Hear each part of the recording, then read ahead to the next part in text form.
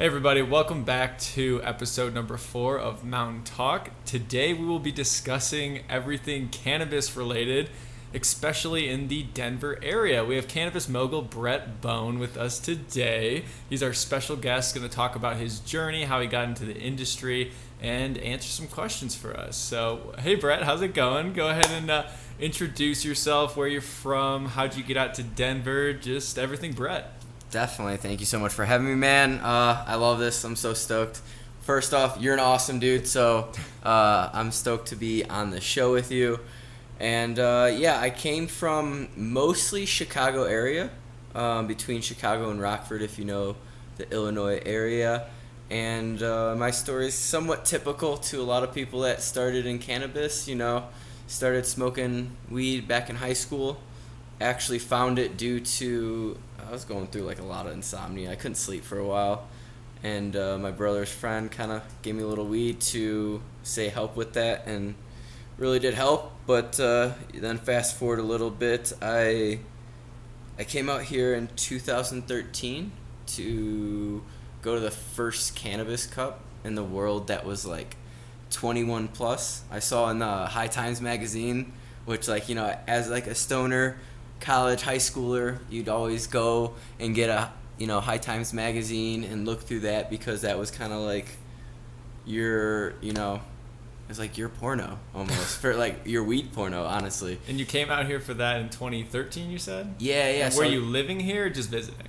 So I was my senior in college. I went to Illinois State, and everybody was getting, it was kind of weird how it happened. Everybody was getting ready to go to spring break, talk about PCB and go into go spring break, go crazy. The classic. Yeah, the classic, college, let's go crazy. And it was the first time I could actually order High Times subscription, because I was in college, so I didn't live with my parents, so I could do the subscription. It'd go to my college apartment. So I had a subscription. Usually I'd go buy it at a stand, so a lot of people thought there was your name would get tracked or something like that. But I had a subscription. I didn't care. And I was looking through right when my buddy's let's go to PCB and plan it. And I saw this ad saying come to Denver, 2013 for the 420 for Cannabis Cup. And came out here and really saw that there was actually a market. I was going to school for business. Didn't think that cannabis, I heard and read that legalization. When was it legalized in Colorado?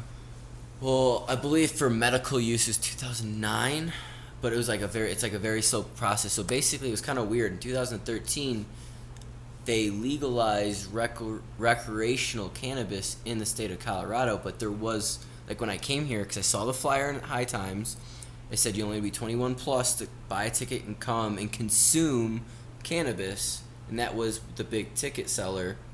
I got a couple buddies to, come out here for their spring break. But there was no shops. So all of 2013, they were setting up the system, I guess you could say. And so when we came here, all the shops that were open, you had to have a medical card. So we logistically, we were talking to people at the Cannabis Cup, how do we get cannabis? And they were go on Craigslist. So we went on Craigslist, and a dude it's still black market style, honestly.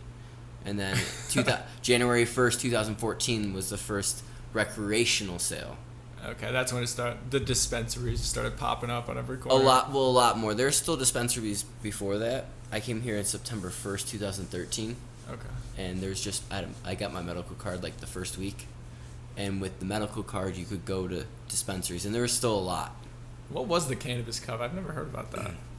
So it's actually what kind of put Colorado on. It's kind of funny if you know the history of it. It kind of put Colorado on the minds of a lot of people.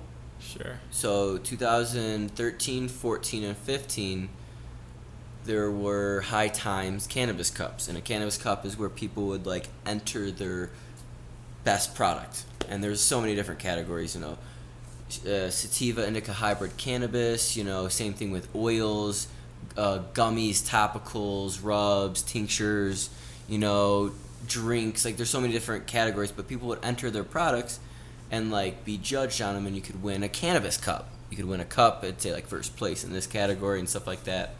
And they've been having these in like Amsterdam for a while. High Times has, and they started bringing them here to like California, kind of gray market for a while. And in 2013, it was the first one because we passed January 1st legalization for recreational. So High Times wanted to bring it here.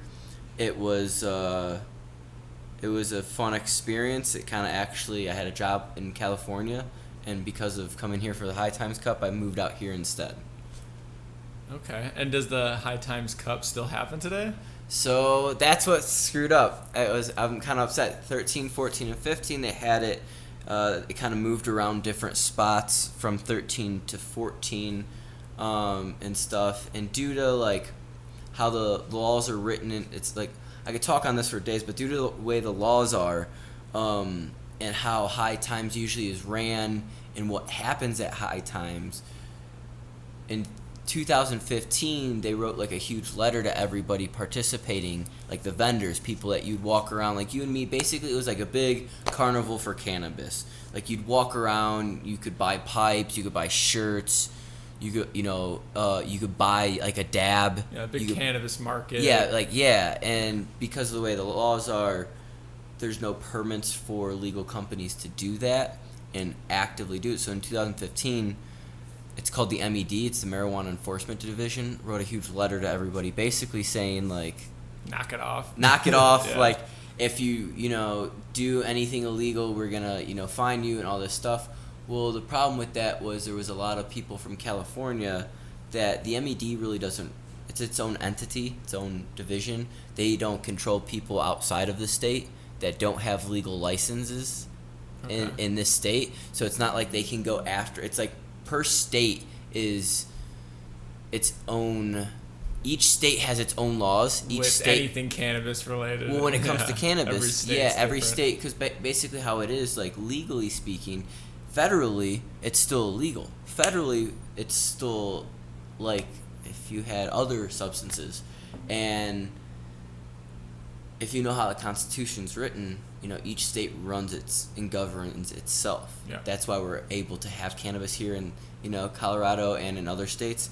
But it's ran per state. Now you can't take it on a plane. Well, like technically you can't, and but like a lot of states have adopted other states, bylaws and stuff like that. So a lot of states are run very similar, but there's all these little things. But so they wrote this letter, ended up going out in 2015. A lot of people didn't abide by what they asked and said to do, so they basically shut like big events down and stuff like that. Okay. So that 2015 was the last time in the state of Colorado that the Cannabis Cup happened. Maybe they'll bring it back someday. You never know. Definitely I think going forward with some different laws that are coming, they might. Yeah, so it's getting looser everywhere now. It seems, at least. Yeah.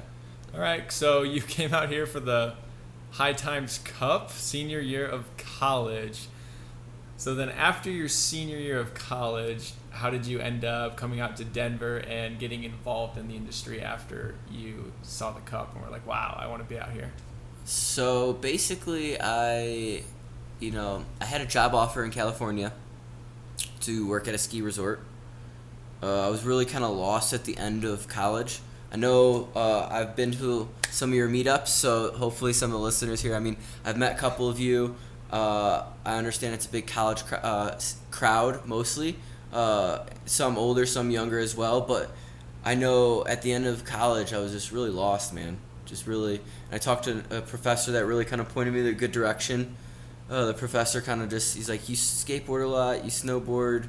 He's like, why don't you go work at a ski resort? It's like, I'll write your letter of recommendation. Like, you go work and just relax for a year or two and like really figure out where you want to go after college. So I was going to go to California, came out here for the cup, liked the vibes and the energy. I love the mountains here. I just fell in love with them instantly. And then moved out here right after college, like 3 months, 3 or 4 months after I graduated senior year. And did kind of almost the same plan, but went to Winter Park, which I saw everybody at, a week or so ago. it's freaking awesome to see. Tailgate was popping off. Yeah, I was saying just like seeing that same like I remember working there and like doing like a whole bunch of different things at Winter Park. But I worked there for 2 seasons and kind of just actually grew weed. I kind of had like a little grow house and I snowboarded. So it's actually pretty like nice lifestyle. But I'm a person of continual growth and it kind of got really stagnant. Living in a mountain town, just grew weed a lot, smoked weed a lot, snowboarded, which was really cool, but I wanted to do more. I wanted to get more involved in the actual legal cannabis company and actual legal cannabis instead of kind of like backdooring this gray market. Because in Colorado, you could have like you could be like a caregiver, so you could technically grow more plants if you have other whole bunch of things. So like I was like, I want to do it more legally. I want to do it bigger, and I want to do it better. What was that, 2014, 2015? 2015. So I moved here September 1st, 2013, to the end of 13. So that season into 14, and then 14 into 15. And then around, like April, May of 2015, I moved to Denver. Okay. And I got my badge, which is like the first thing you kind of need. What's the badge? Yeah, so a lot of people ask us. You learn a lot if you listen to this whole podcast about if you want to get in the industry, if you want to get a job, or like different ways to go about it. So technically, to work in the cannabis industry in Denver, or in the state of Colorado, you need a background check. They do fingerprints. They do a background check on you, see if you have any outstanding warrants, if you have any big financial like burdens and stuff like that. So if you like owe a lot of money, that can stop you from getting it. If you have any felonies, that can stop you from getting it. Most jobs do background. Yeah, exactly.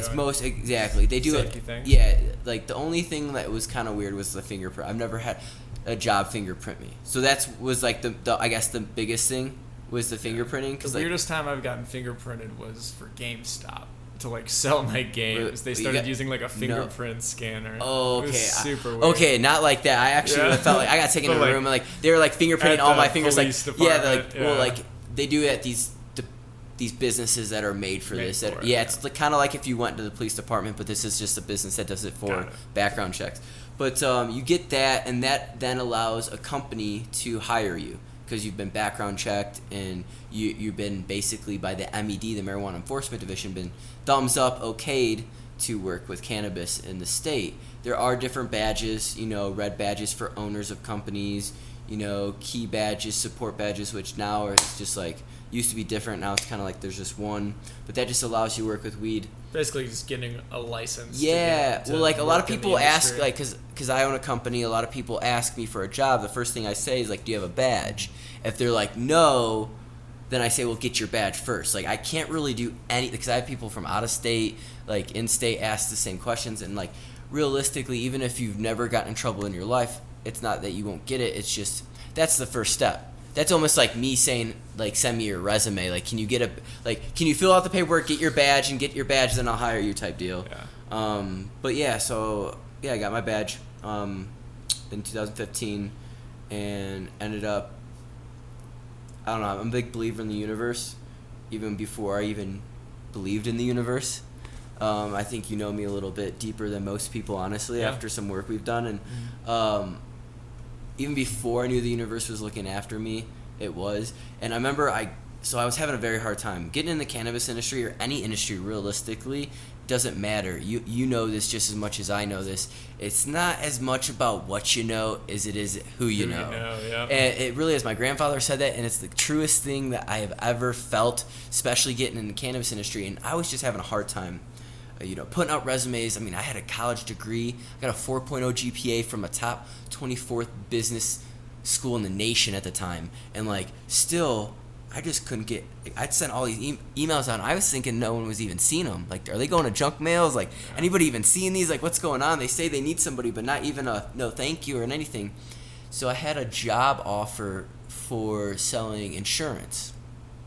I went to the interview. Guy's like, yeah, you got it. It's going to be $60K a year.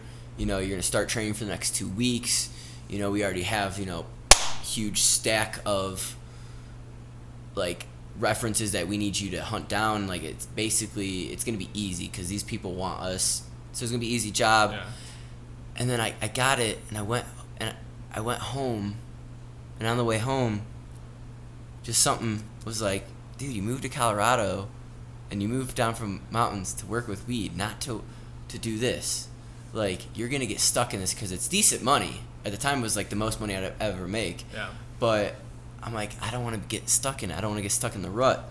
So literally, I get home, and there was only one person that I somewhat interviewed face-to-face with in the last, like, 3 weeks prior to this. And he's like, it's a startup. I don't really got a lot of money to pay. If anything, it'd be only commission. And he never hit me back up. I get home. I call the one place that offered me the job for the insurance. I was like, I can't do it. He's like, what? Like, I already had you scheduled. Like, what's going on? I'm like, no, I'm sorry, man. I just can't take it. Like, something's telling me, like, no. And then I call the other guy right away, and I'm like, hey, I want to work with you. I don't care if I get paid nothing. I care if I only get paid commission. Like, I want to work with you. He's like, come in tomorrow. So I was like, oh, shit. I was like, hell yeah. So then I worked as a sales rep for, like, 3-4 weeks. And then at the end of that 3-4 weeks, I got hit up by another big company called Evo Lab to be a lab manager for them and manage basically all their production and their throughput. And at the time, they were, pretty decent company. And what we did next after that actually kind of revolutionized the cannabis industry at the time. So I was very thankful to get in with this company before we even knew what we were doing, and then have the minds that were part of the team at Evo Lab at the time that were constantly wanting to search for new things, and we all loved our jobs and loved cannabis and loved wanting to learn about it and grow with it, and it was kind of awesome what we did for, some years back then. So Evo Labs was pretty much how you learned the cannabis industry? To a point, You yeah. got in the door there. Yeah, basically. I mean I'd say that would be that was the big foot in the door, was with them. So I got interviewed. But you already knew how to grow ahead of time. Yeah, so you brought those skills there and kind of learned the business as well.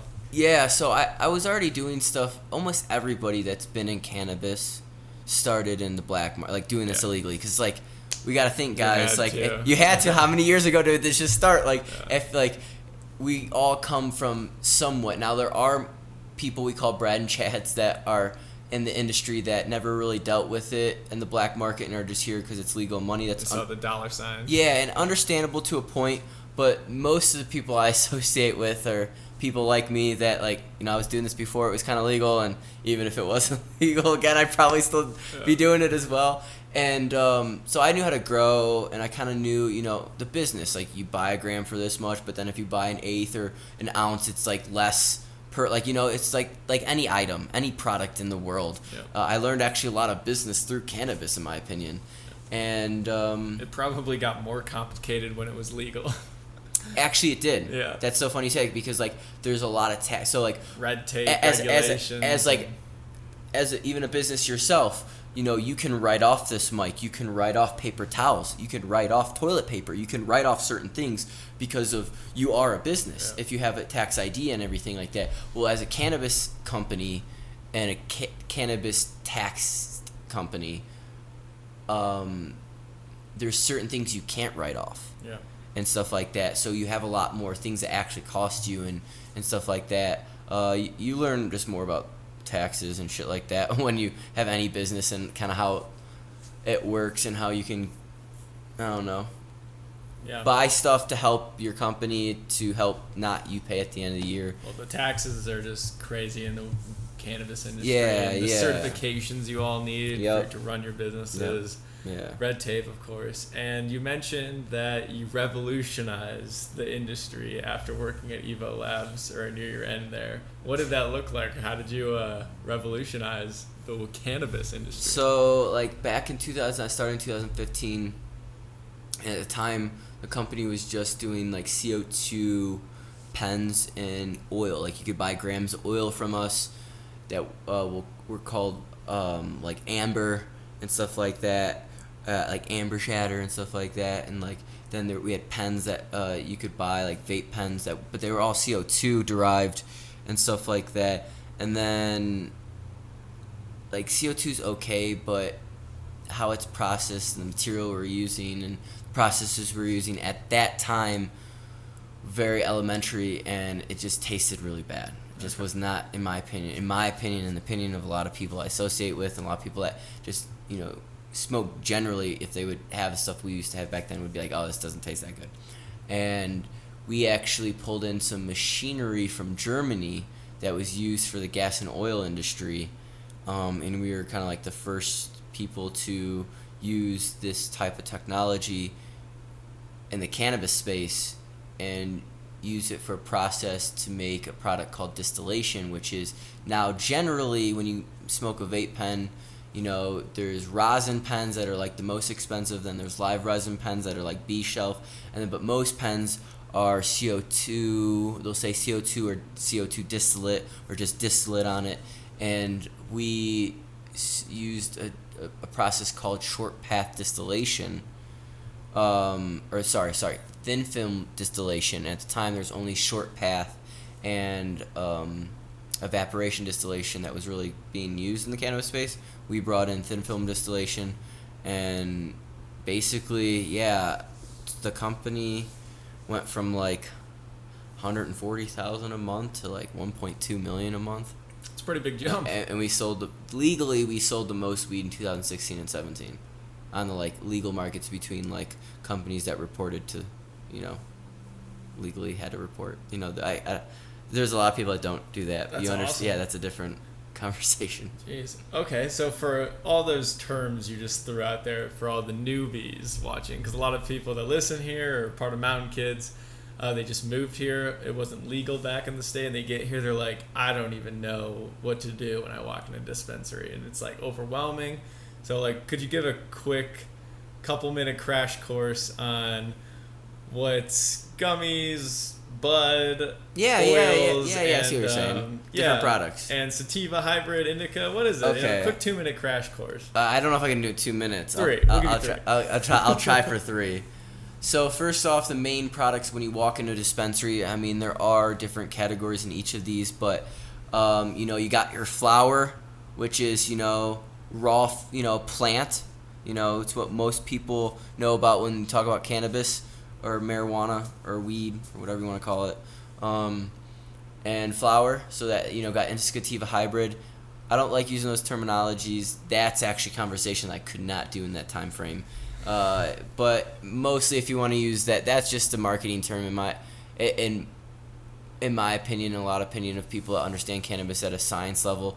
But indica, in the couch, sativa, out happy running around, and then the hybrid is a mix between those. But realistically, it's the terpenes in the flower that really affects us, and we could talk about that maybe after this if you want, because that's actually really what people should know when it comes to cannabis, no matter what product you're taking. But so you got flower, then you got oil, and oil usually comes either in these little jars that is called like concentrate, or it comes in a pen, like a vape pen, and stuff like that, and that is a concentrated form of the flower. So they take flour, they put it in a machine, or they wash it with water, or they do some process, and CO2 as well, and then they get an oil, a concentrated cannabis oil, and that's very, very effective if you're not used to cannabis.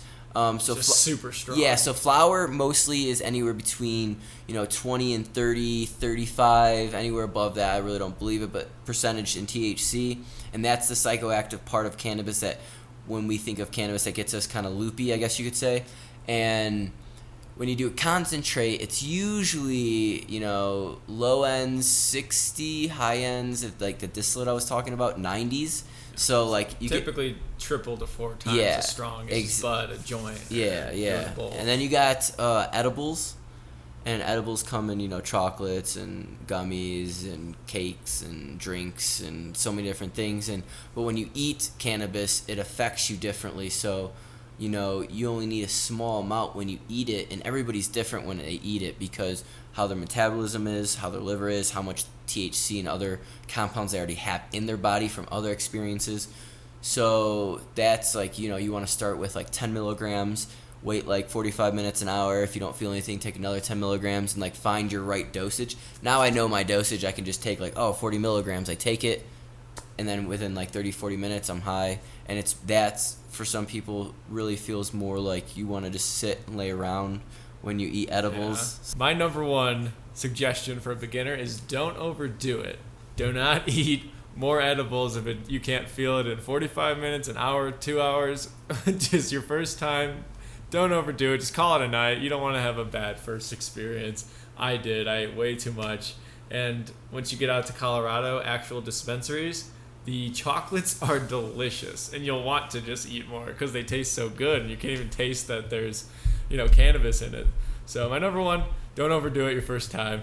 There's always next time. There's plenty of dispensaries you can go to. And if you do, a tip from me would be to basically get a product that's high in CBD or just a CBD product, whether you eat it or it's like a smokable CBD product, like a pen or something like that. Because if you consume CBD, it actually brings your high, quote unquote, highness level down. Does it really? Yes. So it helps counteractive the psychoactive part of THC.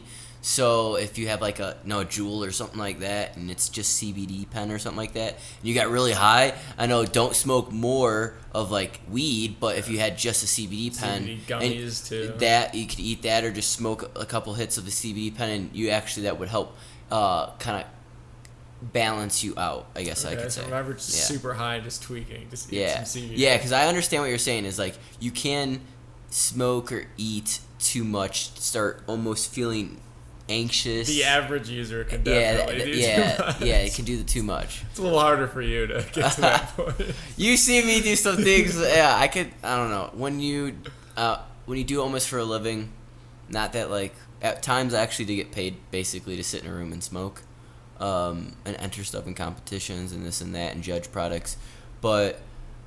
Yeah, when you smoke, try stuff out, and then consume cannabis at the rate I do, I do take breaks throughout the year.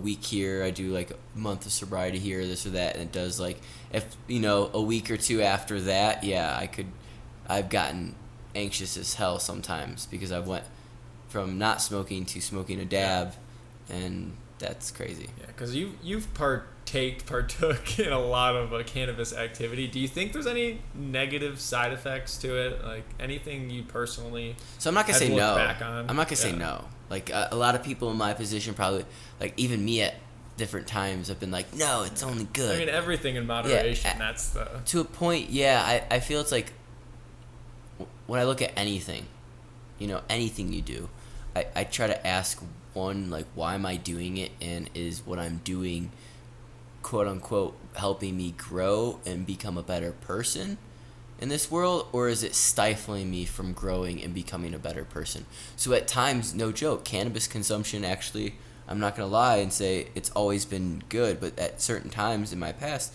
definitely cannabis consumption has stifled my growth and hindered me from doing certain things that could have, brought more joy or better circumstances into my life. Now, I'm not going to say I want to go back and change those. I think you learn from everything. But I think only you know. So, yes, everything in moderation, but only you know what that moderation is. Yeah. Like, even right now, I'd say working out is something I got to chill on because it's something that I like doing a lot. Doing it every day for hours. Yeah, every day for hours. It's like more of like a meditation for me. But you get up at like 4 a.m. every day and hit the gym like a religion. It's crazy. You haven't missed a day in how long? Over a year. Yeah. Over a year. Good for you. Christmas was like the first day because the gym was closed. So. But also everyone's different. I mean, you're super productive on cannabis, and I'm just completely useless. Yeah, everyone's different. But that's just it. Like, and that's why I guess I would say at certain times it hasn't been, best for my growth because there are times when I'm not productive, and I don't get everything done. Yeah. But I just think it's like you said, everybody's different. I know some people that can smoke a little bit and do nothing, and then I know people that can smoke a lot and do everything, and then vice versa. Yep. And it's more about like knowing yourself. Because I think it's also a good substance to. Like, I think anything can be overindulged, even water. But I think it's a good substance. Even if you want to just come home and veg out, you had a long day of work. You had a long day of work. You don't want to think. You don't want to do anything. You just want to get high and you want to fucking veg out. I think that's more like popping out that's on more nice comedy. Yeah, it's more healthy than, in my opinion, where I'm from, back in the Midwest, where a lot of people come home and they just, chug a 6-pack or chug a 12-pack or Good old drink nightcap. drink a bottle, and like that's their relaxation after work. And like, I guess if that's what you want, it's your life. Personally, I like my style of living. So Yeah, my whole problem is the munchies. I will eat and eat and eat until I can't eat anymore. Yeah, and I don't care whatsoever. I'm just like a mindless, like looking at the. See, I wish I had your cabinet. metabolism, because you could do that and still be in your shape. For me, Yes, I have a stick. Yeah, I will not lie. The munchies are the worst as well. But I've learned myself. So for me, I can smoke and not really get the munchies. But if I eat an edible, even if I eat a little bit of an edible, I have the munchies, and I have to almost restrain myself from eating the fucking table. Yeah. See, I don't mind it. Like I said, I'm a stick. It doesn't really matter, and I think it tastes so much better after you smoke, and that's why we sometimes do smoke and steak nights. We'll just get nice fillets, marinate them, throw them on the grill, and the boys will just be doing a smoke and steak. We'll just be so quiet, just like inside of our steak, just cutting it and be like, so good. Now I know what I'm getting after this. Yeah. I know what I'm doing after You're this. coming to the next smoke and steak. I think you were gone when we did it last time. We only done it once. I want to do it. But we want to do it again. Yeah, smoke and steak. So next time, it's a thing now. I like that. All right. I think we went on a big tangent there. Let's go back to your story. So after you revolutionized the industry. Well, basically why it was somewhat revolutionized is at the time, vape pens were only being made in a couple different ways, and the ways that they were being made was either one, nasty, or two, slow. Yeah. And what we ended up doing. Well, and I think the technology just got better. Yeah, just because of vaping in general. Yeah, well, basically we ended up, pulling in different technology and being some of the first to use it in this industry, and it just like the throughput, we could output a lot. Even with vape pens at the time, we had a problem here where we would fill these vape pens, in Denver, which is a mile high, but we'd still drive them up in the mountains to other dispensaries, and they would leak out from the pressure. So we actually had to help design a lot of the vape pens that you see on the market. We designed like 5 or 6 with different companies in China to help, we offset the pressure and the look and this and that. So just that company, it wasn't just like me, it was like the team that we had there. We all did different things, but we all loved what we did, and it basically you saw it in the sales jump alone. Well, that I was saying, it basically just said in the sales, because like legally we sold the most legal cannabis, and it was all through basically vape pens. Yeah. Okay, so what'd you head after that? So the end of my kind of journey with that is somewhat kind of how you found me as well, almost. Yeah, 'cause didn't you go off on your own kind of? You're a big marketing. Well, yeah. So what happened was I was at Evo Lab, and someone kind of almost forced me to go to yoga, and I was kind of Oh darn. Well, they honestly, at that time in my life, I literally used to say things like, you know what they say, people that can't teach, and those that can't teach yoga. And and just for those listening, I'm actually a certified yoga instructor now. So that's just show you the two opposite minds that I had to where I am now. And it kind of almost forced me to go, and it somewhat changed my life. I fell in love with, the asanas of yoga. And then I went 3 weeks after the first class to this breathwork class, and this is when it changed my life. Is I did this breathwork, which is a breathing technique that really is, transcendental. You can really go into your mind and into yourself and see why and who you are. And I literally walked in the next day and quit my job. And at the time, I was the right-hand man of the CEO. I got to basically do whatever I want, got paid decent money, but I was still living check to check, and something just told me it was my time to go walk a different journey. And then I went on my own, basically, like you said. I did at the time, I had a little following on Instagram around the cannabis space. Mary's Motivation, shout out. But basically, I was doing a lot of content just for myself for fun. and a lot of people were reaching out, wanting me to do stuff for them. I've always had a business mind, but I was really too single focused on this one company. When I took a step back, literally within a week, 2 weeks, I already had my first contract. My first contract paid me more than what I was getting paid per month at EvoLab, and I basically got to, I started a branding and marketing company where I would run departments for cannabis companies and, run their Instagram, their Facebook, their Twitters, create content, do a lot of cannabis events and different things like that, throw, private parties or company parties. My first kind of event that I like people, I like parties, but I don't really drink alcohol anymore just due to health issues. And it's just like not my vibe anymore. But I still like parties. I still like meeting people and talking. And so I started throwing weed parties, and my first one was out in Vegas for the first Cannabis Cup. And this was like right before I quit. It was like while I was still working at EvoLab, and it kind of set me up almost to show me I could do it and stuff like that. Almost what I see with what you've been doing. It's so much confidence, man. Yeah. Even though I lost money, I lost money in my first event, a decent chunk of change. How much you lose? Like a little over $3. Yeah, that hurts. Yeah, a little over $3. $3. Yeah, a little over $3. No, a little over 3,000, and basically, I met a lot of good people, and the people that I met really, became really good friends. Others, acquaintances, but still business acquaintances. And in the long run, I actually made more money because I ended up throwing other events. Having other connections with these people that got, me recognition in different areas of the industry that then got me jobs.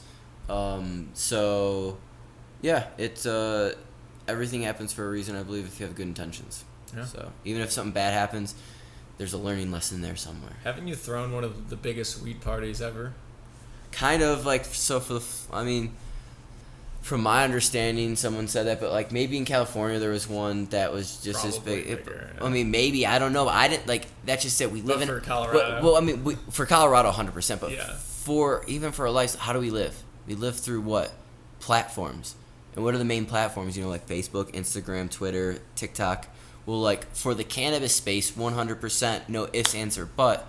It's Instagram. Yeah. Facebook, you get shut down. You can't post anything on TikTok. Nothing, dude. I tried to do a video somewhat like you. Instantly, I get a fucking, yo, you're going to be shut down if this is your third warning, because I guess I've done 2 or 3 other videos already that got taken out because of cannabis-related stuff. And they're like, no, you're never going to be able to do TikTok again. It's crazy because there's so much alcohol on TikTok. Yeah, that's what I'm, and it's just nuts. So anyways, but no, I threw a party for the Floyd Mayweather Conor McGregor boxing match here in Denver, and dude, it was crazy because I thought I was gonna lose a lot of money. I was just gonna lose about $1,000, $1,500. You're that's fine. I can take it. I literally said, putting on these mountain kids parties for the first time. This is a lot of money I'm putting up. Dude, hopefully it goes well. So you will lose some money in some situations, but you will also gain some money, and it's not always. And what I always look at win or lose. I'm enjoying what I'm doing. If you're enjoying what you're doing, as long as people have fun. And if you learn from quote unquote what others would call failure, I don't ever consider a failure. Failure to me, realistically, is when I'm dead 6 feet in the ground. That's failure. When I'm not breathing anymore. Straight up to me, failure is I'm dead in the ground, can't breathe anymore, dead croaked. Because everything else is a learning lesson. You can grow from it, you can learn from it, you can become a better person, you can see how to do things differently. So especially with doing events, and especially doing meetups and stuff like that. But basically I learned how to, market differently. But within within 4 hours before the event, I was all right, I'm gonna lose $1,500. I'm cool with that.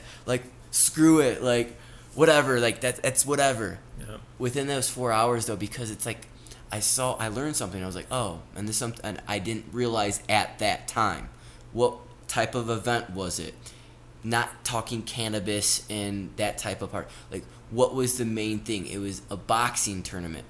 How do most people buy these tickets? It's not they plan them years out. It's not even they plan it weeks out. It's yo, it's a Friday, Saturday, Sunday. What am I doing? I found out that this fight's going on. I'm not most people aren't big UFC fans or big boxing or big football fans, but when the Super Bowl's on, they're gonna watch it because everybody is. Same thing with this big fight. So like no one was really buying tickets till the last like 4 hours, and then literally it blew up so much that where I was throwing the event, it was down the street from where you threw your Halloween party at a place that usually caps at like 500-600 people. I think I fit like 650-750 people in there or something, but the lady that was like running it all was mad because she canceled all the security like that 4 hours before the event, thinking I wouldn't have a lot of people, and then it jam-packed and we had like no security. Luckily nothing bad happened, but it was still like overly crowded. And well, that's the good thing about weed compared to alcohol for parties. Is you don't have the people getting in fights and getting amped up. Everyone's just mellow and chill for the most part. I had like the munchies. I always have like some alcohol, but never. I always like how many people are coming and how much would it be where they're not getting drunk, but they can have a drink or two. Yeah. Now let's go back to the present. So you just got kind of out of this marketing role for all these different cannabis companies, and you just went on to an exciting new adventure or business venture, right? Yeah. So I actually just partnered up with a company called Infinite Solventless. We have a lab. Check out the shirt if you're watching the video format. Check out the shirt. Basically, we have a lab out of Pueblo, and we just got a new lab out of Denver. Actually, not too long ago, a couple days ago. And what our company does is it's mostly an extraction company, but we do different products. So we do solventless extraction, which is usually using water with cannabis to extract the terpenes and cannabinoids that people like to smoke. And we either put it in a little dish that you can then dab, quote unquote, or put into a smoking device like a pen. We also sell pens that you like screw on to 510 thread, stuff like that. And then we do gummies as well, and then we do this one thing called a donut, which is like a joint with a little rosin snake in the middle. So when you smoke it, it creates a hole, and it looks almost like a donut. So it's like a little joint donut. That's cool. Yeah, and so our company does that. We also, white label for some other companies and make other products for other companies that sell it under their brand and under their name. But gotten with them. What made you join up with them? I like the main owner. Really good guy, really good heart. I think Solventless is right now, like that's kind of for Colorado at least, is where a lot of products are at. A lot of people want that stuff. I also think there's a lot of room to grow with this company. And they wanted to bring you on board? Yeah, kind of. I was working with them already, kind of doing social media stuff for them as well. That's kind of how it started, doing social media stuff. I can bring a lot of different tools to the table because of people I know, things I've done in different cannabis companies in the past. You know everybody. I've seen it. Yeah, I do know a lot of people, and then I've done a lot of, when it comes to cannabis, like, I basically have done almost, like, anything in a company from, the actual growing to the actual extraction to the marketing to the branding to the accounting to, the financials and projections of where they're going to be to employment to firing to. So I've done it like all. So I can bring a lot, but, I started with them just doing marketing branding. They saw I could do a lot more. I know they can grow. We talked. And brought me on, and I like. Awesome. I like you're a part owner, right? Yeah, I'm a part owner. I like having a little bit. Having a little bit more control. Obviously, no matter whether you own something or not, you always, even if you're the sole owner or not, you always are. You have quote unquote bosses because you have clients and you have obligations you have to meet. So, but I like having more control, of the trajectory of this company. I know there's some products that I want to bring out that we'll be bringing out. I know I can hire some good friends. So, yeah. Awesome. And we might as well talk about events because Brett and I love working together. Woo! We vibe really well. He's a amazing guy, really good at bringing people together, just like myself. So the Mountain Kids have been wanting to do a 420 event for a while. We've had a lot of requests. I recently just went and looked at a hostel in Denver. They wanted to work with us, and they have a cool living area, backyard that's 420 friendly. And I already visited. I talked to them. They said we could throw something. I'm down. For like 150 people, and I'm down. Yeah. So if you wanted to get some sort of sponsoring with some product or anything that you wanted to showcase, I know 100%. You know every freaking. I'm just gonna say. So realistically, now the question is, what does the Mountain Kid people want to see? Because realistically, with what you're talking about and the people I do know, not just my company could sponsor, but I could definitely, if you're like, oh, I want, like, if you see a lot of people say they want this certain brand or this certain type of product, I can get you that. Probably no problem. Like, just a flower and an edible selection. But see, that's just it. There's so many, like, you gotta ask, because like what maybe they want to drink. All right. We could do like a fruit punch and it's THC in it instead of alcohol, sick, and then you have alcohol as well. Like there's because I want to do a movie night as well. Exactly. So they said I could set up a screen. I want to say there's many things we can do. Maybe with a light DJ in the yard. Yeah, I mean, there's also a hot tub for whoever wants a hot tub, and there's a gas fire pit. It'll be a cool venue. I want to do it. It's a unique spot. Let's set it up. I'm in. I'm down. All right. We got to figure out the movie too. I'll put out a poll when people sign up. I'll ask everyone what movie should we do. I'll ask what do you want to see product wise. You can do like a Pineapple Express night and get a whole bunch of weed there too. That could be good too. Yeah. All right. Now we're thinking. We're rolling. Okay. I think we'll just end on that. A high note. An event coming your way soon. You'll see Brett there. You can meet him. You can chat him up. He's an open book. He'll answer all your questions. Amazing guy. He also does a lot of other stuff. I'm sure I'll have him on the podcast again to talk about his breathwork journey. I would say we got to do another meditation. Yeah, meditation. We got to go hike. We did a little hike and meditated at the top of, what was it, North Tabletop? Yep. He led one of our meditations for one of our meetups. You guys were awesome. He got me into meditation. I'm starting to my journey. I know. I saw a little story the other day. I was like, yes, he's meditating. This is awesome. Like, it changes your life, everybody. Yeah. So thanks for coming on, Brett. Really appreciate your story. I know there's a lot more to get into, but we'll probably do another episode on this arena sometime soon. It's Denver. Everyone here, questions about cannabis, the weed industry, and you're a great guy to go to. So thanks for coming on. Thanks, man. Appreciate you. Yeah, have a good one.